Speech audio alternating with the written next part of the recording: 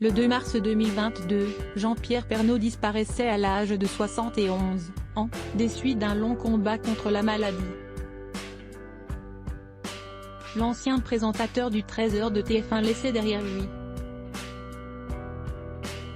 son épouse Nathalie Marquet et ses 4 enfants.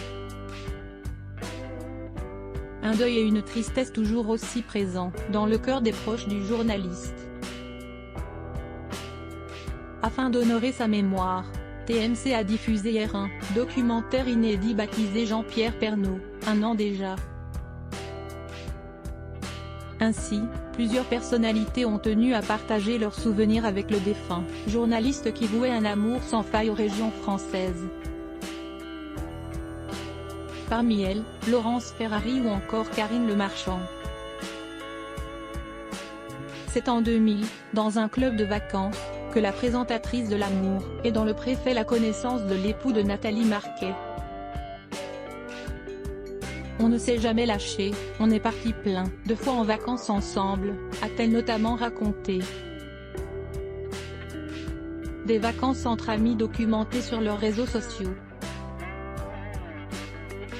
Preuve qu'ils adoraient ces moments passés ensemble. Jean-Pierre avait une hygiène de vie assez détestable. L'animatrice star de M6 n'a pas non plus caché les petits travers de l'ancien présentateur du 13h de la première chaîne. Jean-Pierre avait une hygiène de vie assez détestable. Il était gourmand, il aimait bien le bon vin et il fumait comme un pompier. Il ne faisait pas de sport, il était sédentaire et stressé. Et selon ses dires, ce mode de vie ne plaisait pas du tout à son épouse, ça faisait beaucoup pour une femme qui aime son mari et qui sait très bien qu'avec la différence d'âge, il va se passer des problèmes de santé s'il ne gère pas certaines choses, donc elle râlait beaucoup. Il s'en foutait complètement. C'était vraiment un épicurien. Lors de ce documentaire, Karine Le Marchand est aussi revenue sur sa complicité avec Jean-Pierre Pernaut. Le journaliste et l'animatrice, qui appartenaient à des groupes médiatiques différents, n'hésitaient pas à se taquiner. À chaque fois, je comparais les audiences de M6 à celles de TF1, je me moquais, et je lui disais, on vous a encore mis une bonne rafale hier. C'était notre truc au petit-déj tous les mardis. A confié l'animatrice, avec un sourire ému. Se remémorant ces derniers instants avec Jean-Pierre Pernaut, Karine Le Marchand a raconté, avec émotion, « Je l'ai eu au téléphone avant son opération.